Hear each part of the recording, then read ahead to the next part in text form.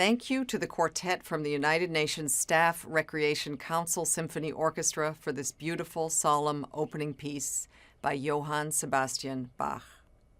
Your Excellency, Mr. António Guterres, Secretary General of the United Nations, Your Excellency, Mr. Volkan Bozkir, President of the General Assembly, Your Excellency, Mrs. Valentine Rugwabiza, Permanent Representative of the Republic of Rwanda to the United Nations, Mr. Omar Ndizeye, child survivor of the genocide.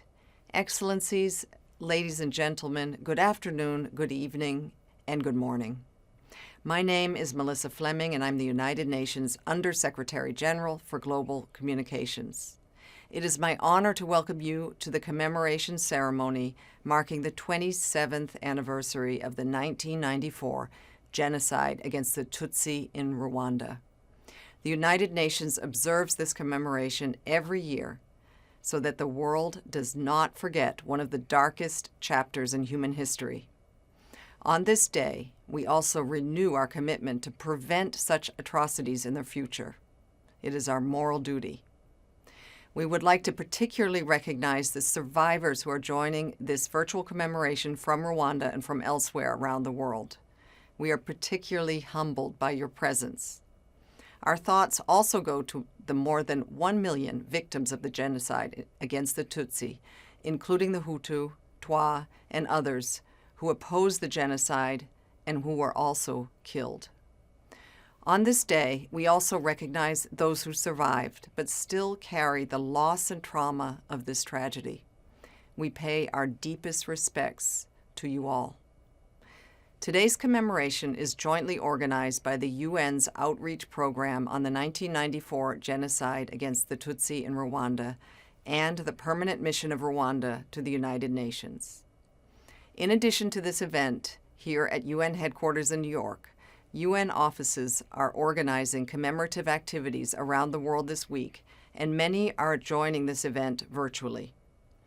The United Nations is working to educate the public worldwide on the 1994 genocide against the Tutsi in Rwanda, to honor those who were murdered, and to reflect on the suffering of those who survived in order to help prevent further and future acts of genocide.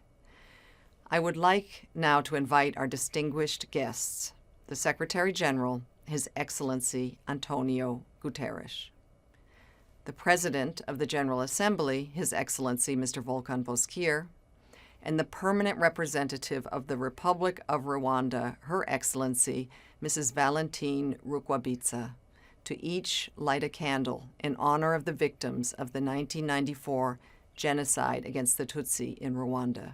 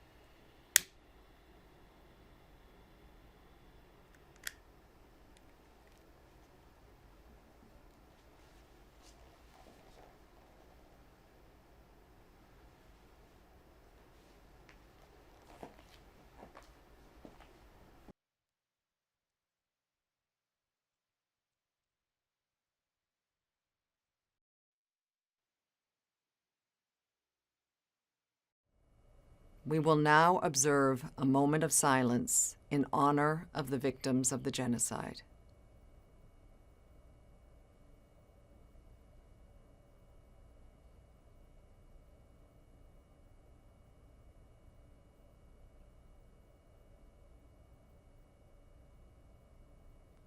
Thank you. I am now honored to invite our first speaker, the United Nations Secretary General, His Excellency Mr. António Guterres, to make a statement. Mr. Secretary General, you have the floor.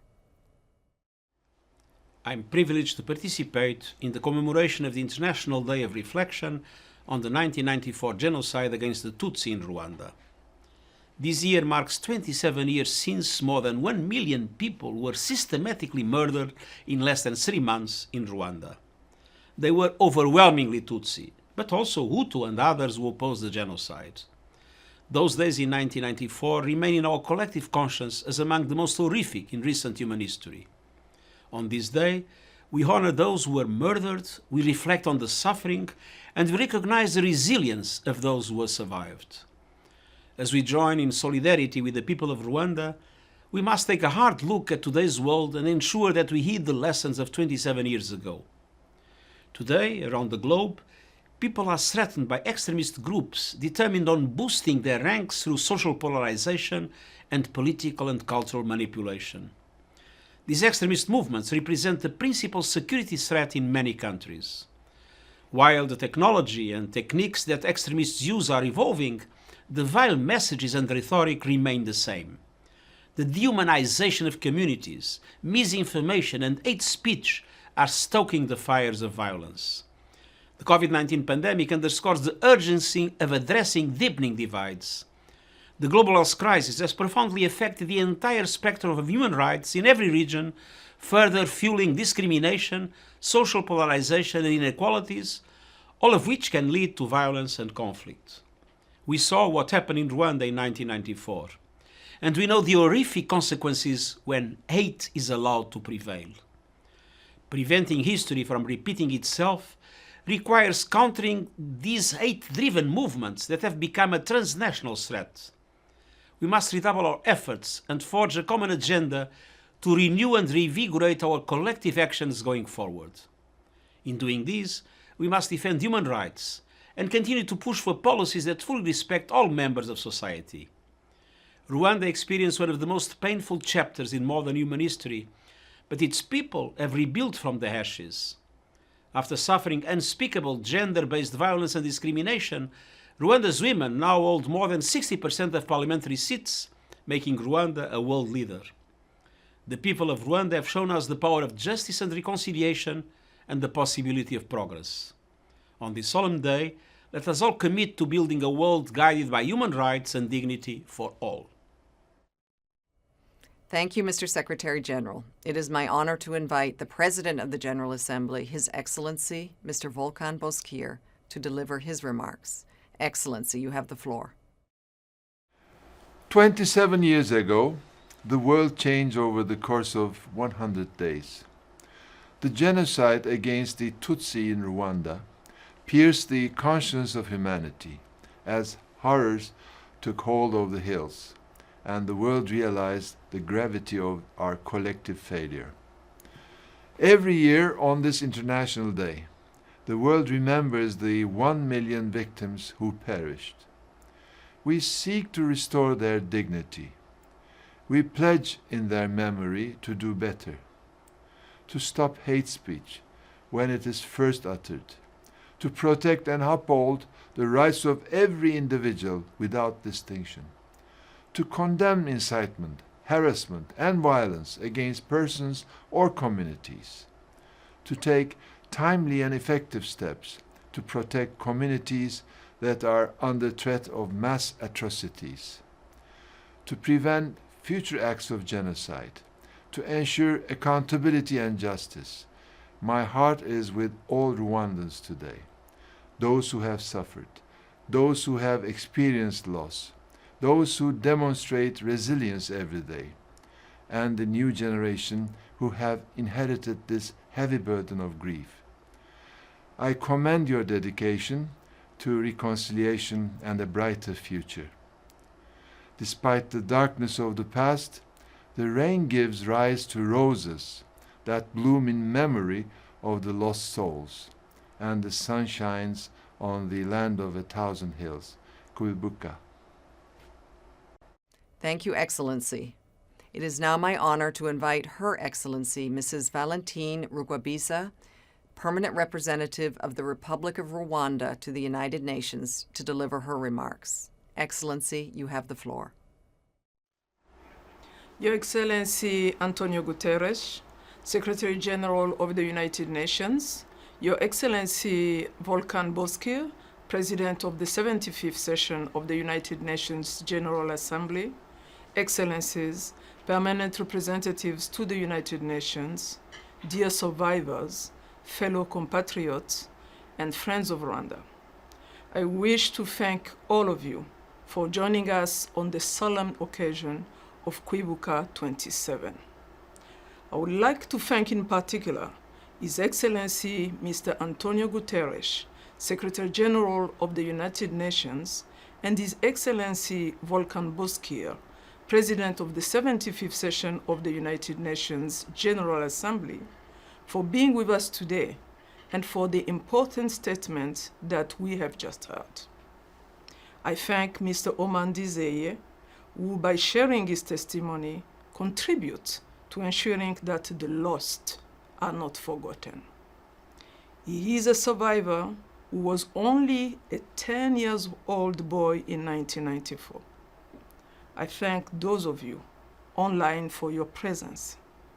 We stand together in solidarity, even when we must remain physically apart. Each year, on April 7th, Rwanda begins 100 days of commemorating the 1994 genocide against the Tutsi that claimed the lives of over 1 million of our people.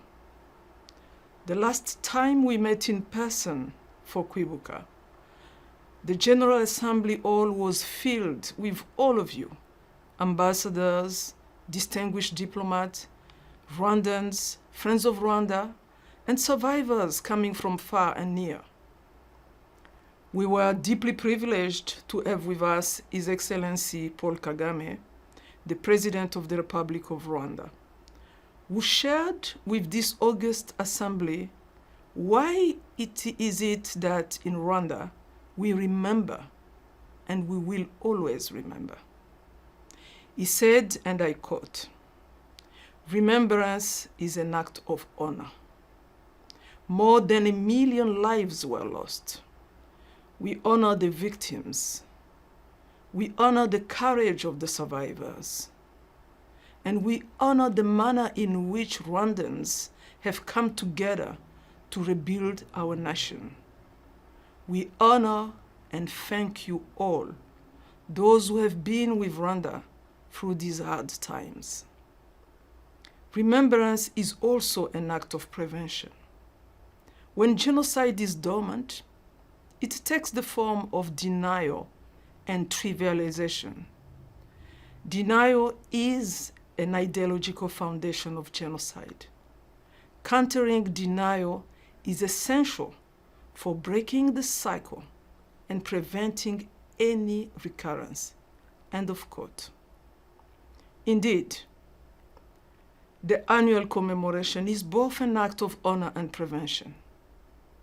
Denial is a phase of genocide that is conceived by the genocide ideologists and masterminds from the very start of their hateful project.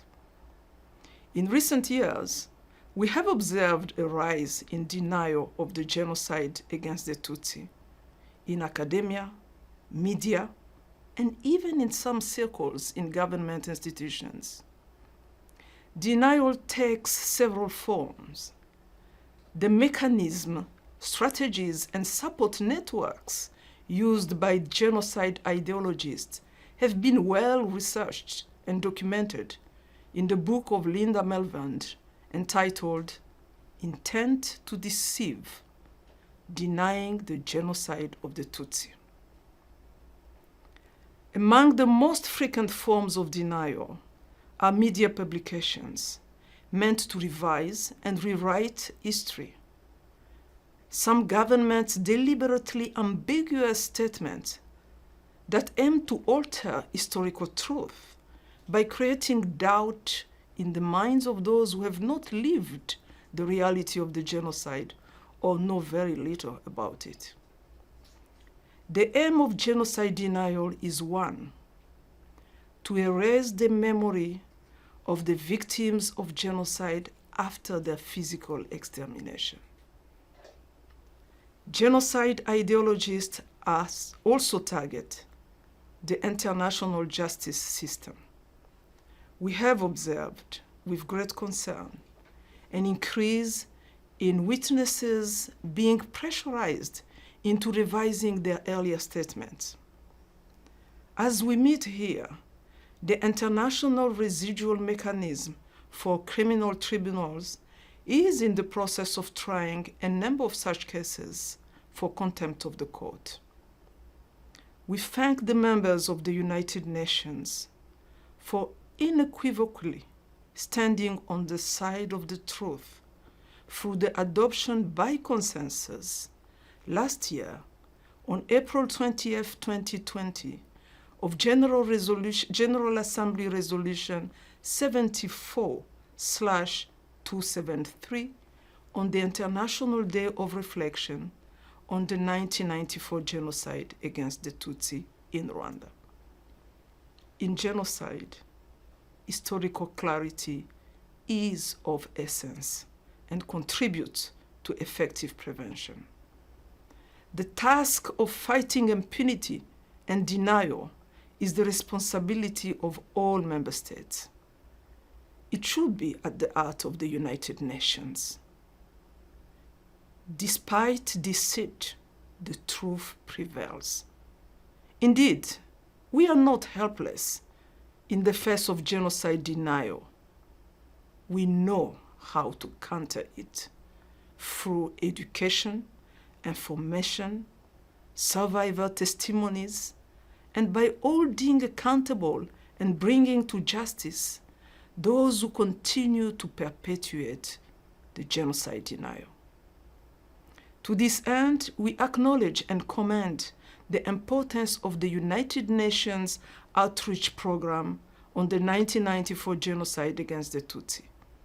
Through information, the program contributes tremendously to the education of the general public, and in particular, young people, about the genocide and their own role and responsibility in fighting hatred ideologies, genocide denial, racism, and not allowing them to take root in their communities and societies. Further, the annual commemoration of Kwibuka significantly contributes to informing and educating the world about what happened during the 1994 genocide against the Tutsi in Rwanda.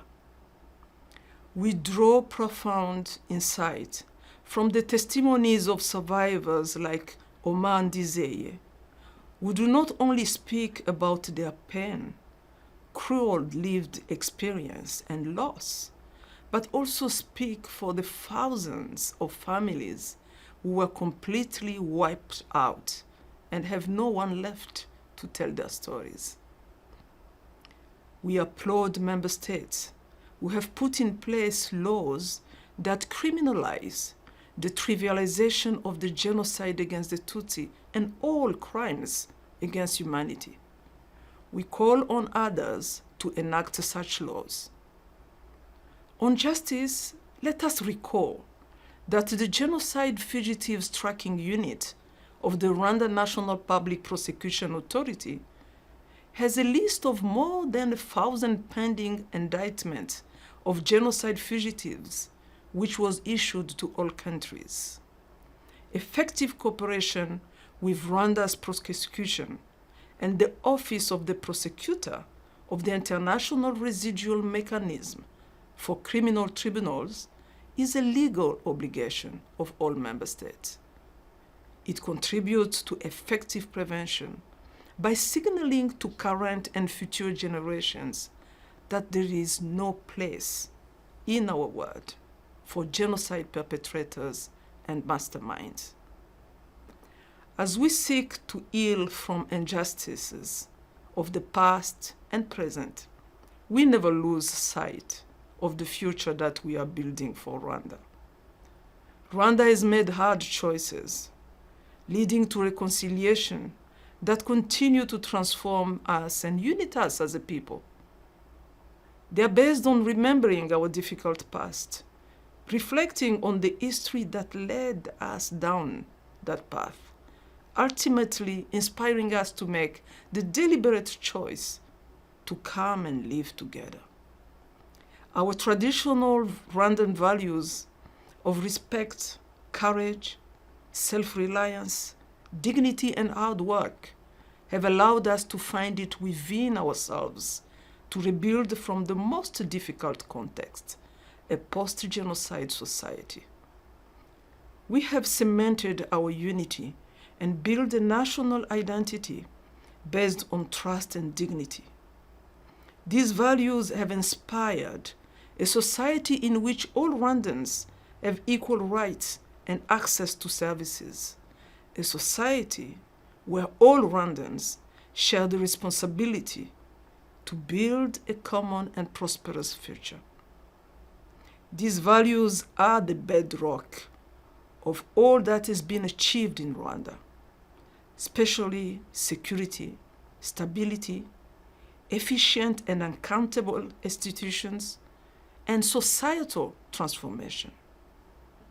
Building sustainable peace and development has demanded of Rwandans to face the truth of our painful past in order to build our present and future. It is our firm belief that if we Rwandans, who lost more than 1 million of our people and continue to endure the consequences of the genocide against the Tutsi to this date, were able to do so, then the rest of the world can face the truth. Indeed, truth is essential to restoring the dignity of victims of the 1994 genocide against the Tutsi. In closing, Rwanda's story of reconciliation and nation building holds many lessons for humanity. As we light the Kwibuka flame today, we are reminded that Rwanda's story is one of victory of hope and unity over hatred and division, of responsibility over indifference. It is a story that shows that African lives, and indeed Rwandan lives, matter. We are all the guardians of our shared human dignity. Agaciro. I thank you. Thank you, Excellency, for your heartfelt remarks. It is now my honor to invite Mr. Omar Ndizeye to share his story with us. Mr. Ndizeye is a child survivor of the genocide and the author of Life and Death in Nyamata, Memoir of a Young Boy in Rwanda's Darkest Church. As a young boy, he was among the very few who survived the mass killings at Nyamata Catholic Church during the 1994 genocide against the Tutsi. Having witnessed the loss of so many family members, Omar decided to dedicate his life to peace building. Mr. Ndizeye, we are humbled by your presence. You have the floor. Your Excellency, Mr. António Guterres, Secretary General of the United Nations, Your Excellency, Mr. Volkan Bozkir, the President of 75th Session of the United Nations General Assembly, Your Excellency, Mrs. Valentine Rugwabiza, Permanent Representative of the Republic of Rwanda to the United Nations, Your Excellencies, fellow Rwandans, and friends of Rwanda. As introduced, my name is Omar Ndizeye, a survivor of the 1994 genocide against Tutsi in Rwanda. Before I continue, allow me to express my gratitude for this opportunity to share with you a story of my days in darkness of the genocide, when my beloved father, a young brother, and 45 members of my family lost lives in the cruelest death. Today is a day of humanity reflection, a day we'll remember the victims of the genocide against Tutsi, to understand what happened when human beings lost empathy. For survivors like me, this is a day of grief, a day of loss, a day of mourning. It reminds us humiliation, dehumanization, starvation, rape, and the cruel death in which our own died in the lane days from April to July 1994. Oh, let's exterminate them. Interahamwe Hutu militias used to sing while hunting down Tutsis on the hills, swamps, rivers, and the lakes of Rwanda, with intention to leave none of them to tell their story. Born from a family which lived in a refugee camp of Nyamata in 1959 to 1961, after their deportation from north to southeast of Rwanda in a region called Bugesera, story of my family reflects long-term persecution of Tutsis from 1959 to 1992. Besides Tutsi pogroms of 1960s and the 4 years prior to the genocide, many of them were killed by pneumonia, hunger, cholera, tsetse fly, and many other diseases in those refugee camps. Your Excellencies, today's remembrance is also about the cruelty of the genocide. It's about unspeakable barbaric death in which victims died. For me, it's about the 2 days massacres at the Nyamata church. It's about the life and death in Nyamata, as the title of my first book says. On 15th April 1994, when Interahamwe entered the church of Nyamata, supported by the former government army, it was deadly and horrific.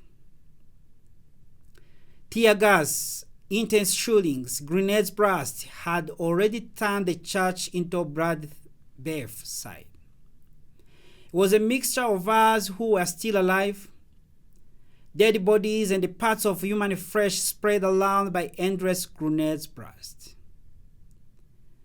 Interahamwe slaughtered Tutsis who were still alive inside the church by cutting their necks using machetes, crushing their heads using the wooden club.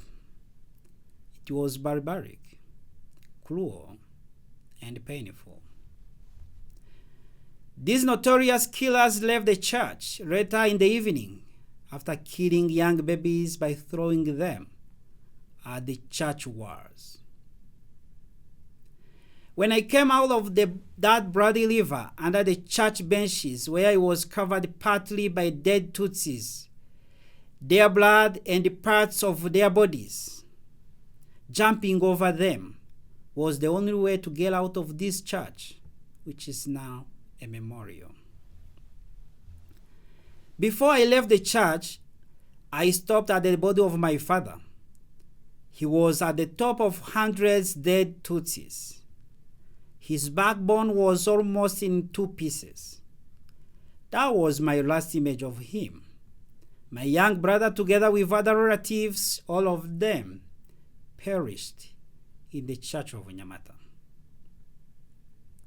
Surviving the human butchery of Nyamata was not the end of these terrible days, but rather it was the start of living without soul, dying every day, as our life expectancy was only 1 minute. On the second day, on 16th April 1994, the massacre of Nyamata Convent and Sunday School were bloodshed full of unseen cruelty. Hundreds of Interahamwe had come early this time. Guns, grenades were no longer scary anymore. By cutting Tutsis into small pieces, by starting from parts of their heads, had no words to describe these brutal killings and how painful it was.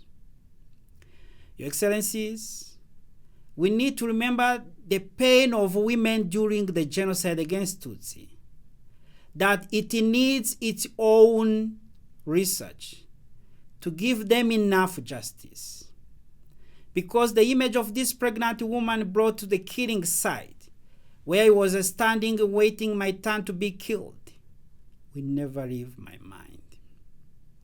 I remember her crying, asked 2 Interahamwe to forgive her by telling them that the child in her womb was a Hutu. Oh, don't worry, We are going to remove our child safely, but you deserve to die. This killer responded. Do you feel her pain?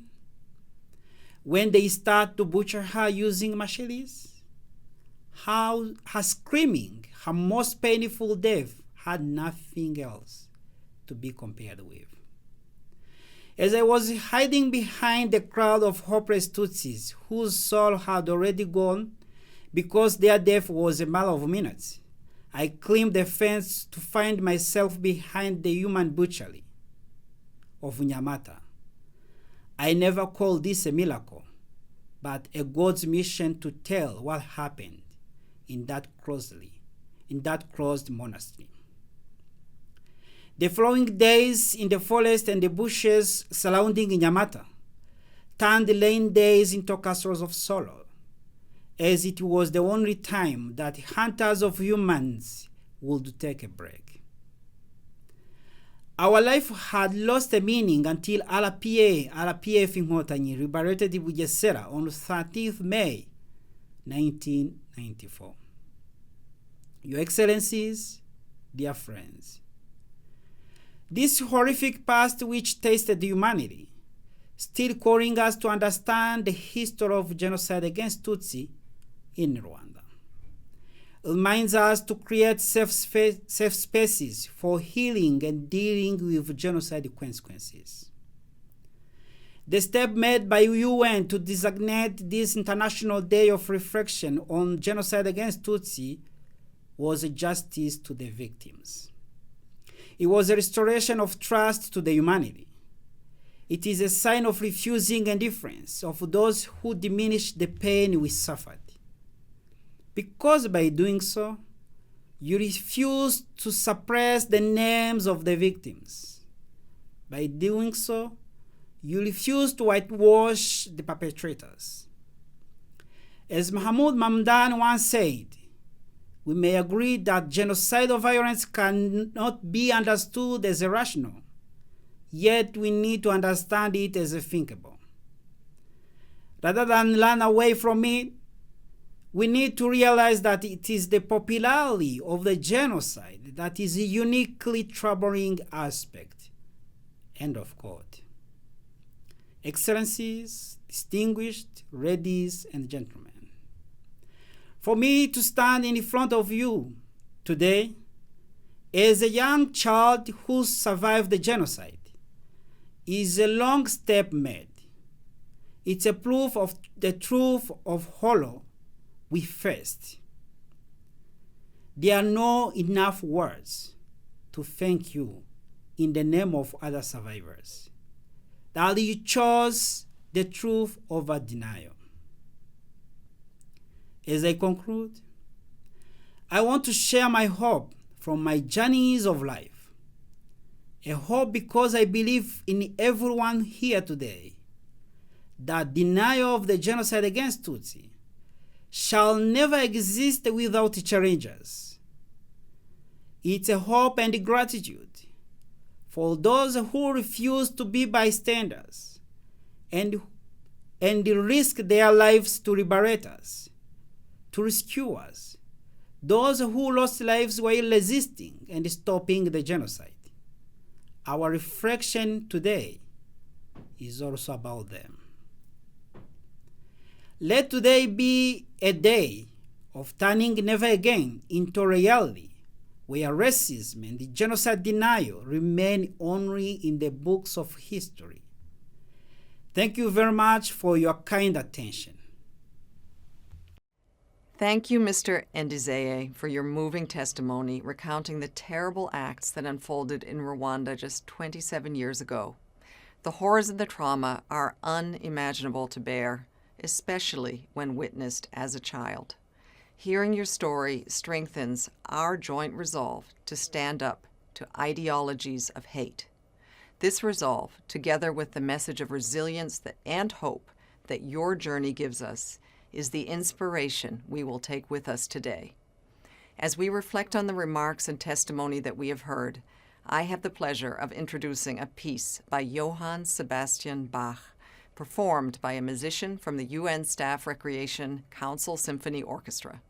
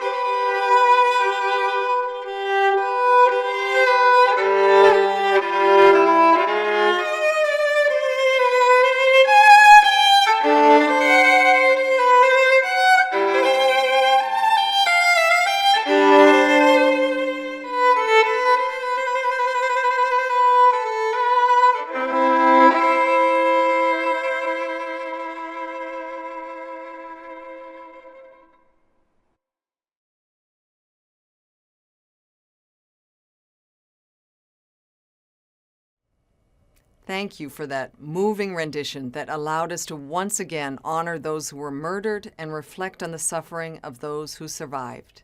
I would like to thank our speakers, musicians, and all of you for joining us today to mark the 27th commemoration of the 1994 genocide against the Tutsi in Rwanda. Thank you for being with us. Stay safe and go well.